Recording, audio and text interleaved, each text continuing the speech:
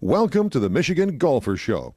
Join us each week as we explore the people, the places, and the events that shape our great game. Hi, I'm Jenny McCafferty for the Michigan Golfer, and with me is Steve Forrest from Hills-Forrest-Smith Golf Architecture Firm. And Steve, the firm is involved in international golf, and recently we actually saw a European Tour tournament being played on a course in Sweden, and it's called the Arthur Hills course. Wow, that was really exciting. Tell us about that course. It's the Hills Golf Club in just outside of Gothenburg, Sweden. They pronounce it Göteborg. So I'll stick with Gothenburg. Good. We were very fortunate to have a client there who had done his homework. He had many skills. A young fellow named Martin Sternberg. He played golf. He had a PGA Tour, not a PGA Tour card, but he was a PGA professional.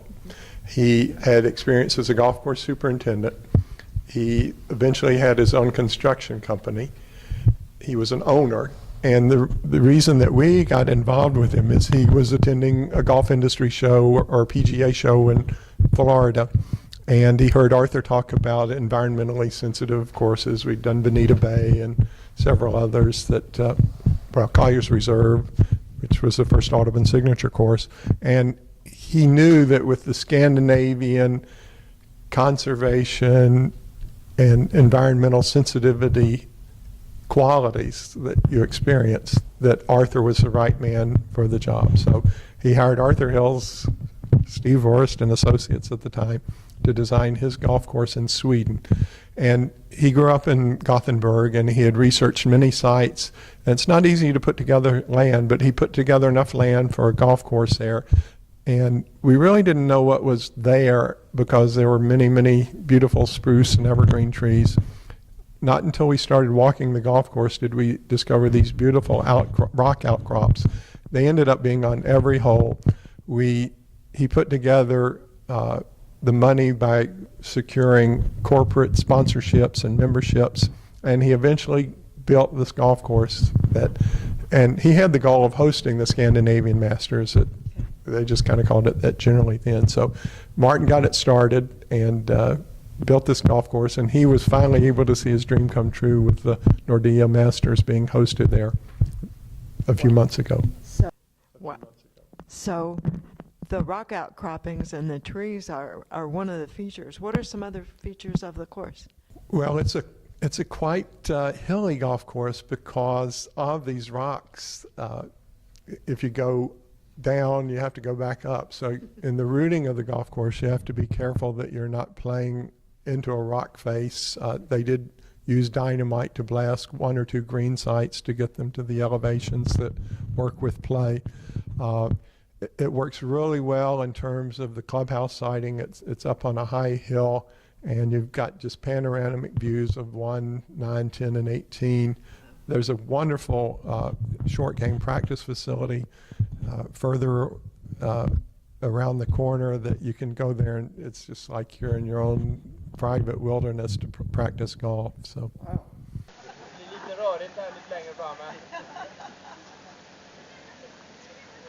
Hålla takten också, va? 1, 2, 1, 2.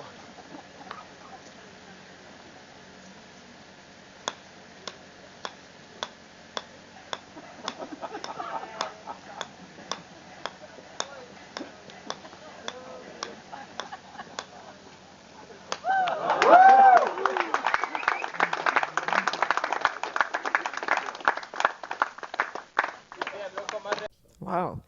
Were you able to see any of the tournament?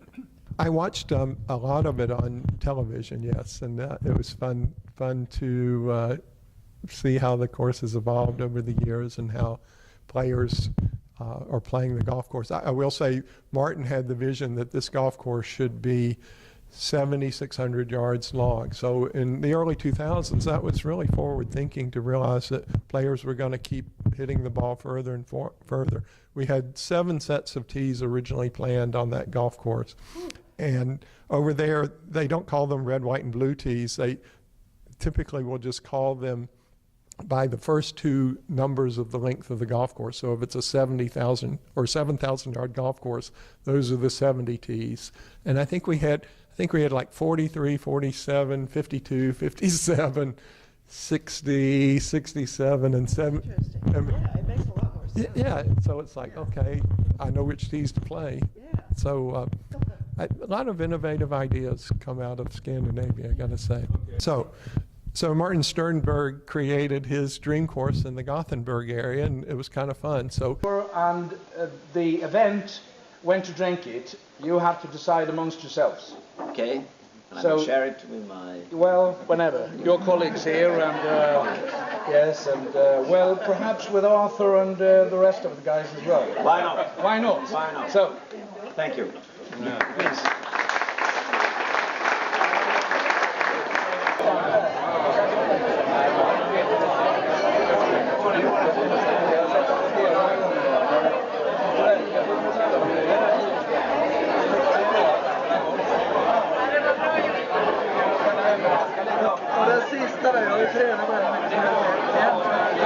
he went looking for other sites, and this time he thought it would be really terrific to find a sandy site, no rock whatsoever.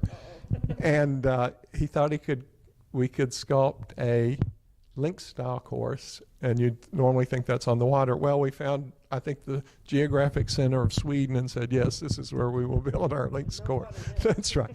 But it was a beautiful sandy site, went very deep. We were able to excavate sand, and we truly created an inland links style golf course. He knew what he's doing. And I like the way he names them too. He uses names that translate the same into English and Swedish. So Hills was the same translation.